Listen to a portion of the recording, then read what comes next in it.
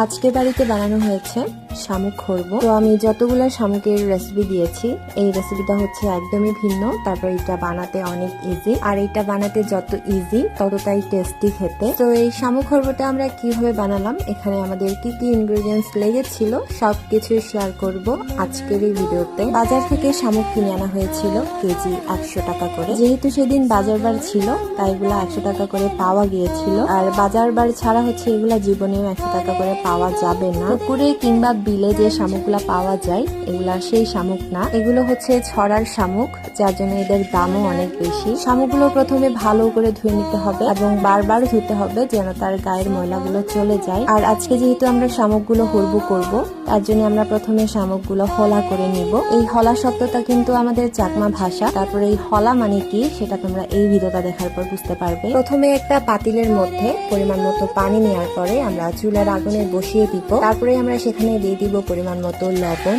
আর হলুদ, আর তার উপরে দিয়ে দিব শামুকগুলো। পানিটা যখন একদমই শুকিয়ে আসবে তখনই আমরা লবণের পরিমাণটা চেখে দেখব। আর তারপরে আমরা দিয়ে দিব সাবারাং পাতা। চামচ দিয়ে ভালো করে নেড়ে দেওয়ার পর ঢাকনা দিয়ে ঢেকে দিব। তারপরে আমরা চুলার আগুন থেকে শামুকগুলো উঠিয়ে নিব। এটাকেই মূলত আমাদের চাকমা ভাষায় বলা হয় শামুক হলা। শামুকগুলো যখন একটু ঠান্ডা হয়ে যাবে তখনই আমরা আলপিনের সাহায্যে, অথবা এই যে তোমরা যেটা দেখতে পাচ্ছ এটা হচ্ছে সজারুর কাঁটা, এগুলোর সাহায্যে আমরা শামুকের শ্বাসগুলো বের করে নিব। শামুকের খোলস থেকে কিভাবে তার শ্বাসগুলো বের করে নিতে হয় সেটা তোমরা এই ভিডিওটা দেখার পর বুঝতে পারবে। আমি নিজে যখন এই শামুকগুলো খোলস থেকে বের করেছিলাম আমার এত অলস লেগেছিল সেটা একদমই বলার বাইরে। আর আমি তখনই রিয়েলাইজ করেছিলাম যে যারা হাতে বাজারে এই খোলা শামুকের শ্বাসগুলো বিক্রি করে তারা কেন এত দামে এই খোলা শামুকের শ্বাসগুলো বিক্রি করে থাকে। তো এখানে আমরা হরবোর জন্য নিয়েছি জুমের মরিচ, আর মরিচগুলো কিন্তু আমরা সেদ্ধ করি নাই, একদমই কাঁচা বেটেছি। আর সাথে দিয়েছি দুটো রসুন। শামুক হরবো করলে এভাবে রসুন দিলে তার ফ্লেভারটা কিন্তু অনেক দারুণ হয়। আবার অনেকেই এই রসুনের জায়গায় আদাও ব্যবহার করে থাকে। তারপর এখানে আমরা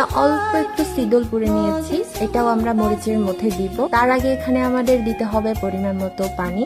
আর এই তো এখন আমরা দিয়ে দিলাম সিদলটা, আর সিদলের সাথে মরিচটা কিন্তু ভালো করে মিক্স করতে হবে। আর এটা যখন ভালো করে মিক্সড করা হয়ে যাবে তখনই আমরা এখানে দিয়ে দিব শামুকের শ্বাসগুলো। তারপর আবারও এখানে পরিমাণ মতো লবণ দিয়ে মরিচের সাথে শামুকের শ্বাসগুলো ভালো করে মিক্স করতে হবে। আর যখন মিক্সড হয়ে যাবে তখনই আমাদের হরবোটাও রেডি হয়ে যাবে। আর এই হরবোটা খেতে যত ভালো লাগছিল তার চাইতে বেশি ভালো লাগছিল তার ফ্লেভারটা, যে আমরা এখানে রসুন দিয়েছিলাম তার জন্য। তো এই ছিল আমার আজকের শামুক হরবোর রেসিপি। তোমাদের কেমন লেগেছে সেটা অবশ্যই কমেন্ট করে জানাবে। আর যদি ভালো লাগে তাহলে অবশ্যই লাইক কমেন্ট শেয়ার করে দিবে, আর আমাকে বেশি বেশি করে সাপোর্ট করবে। দেখা হবে নতুন আরেকটি ভিডিওতে নতুন কোনো রেসিপি নিয়ে। সে পর্যন্ত সবাই ভালো থেকো, সুস্থ থেকো, নিরাপদ থেকো। Tata, bye bye.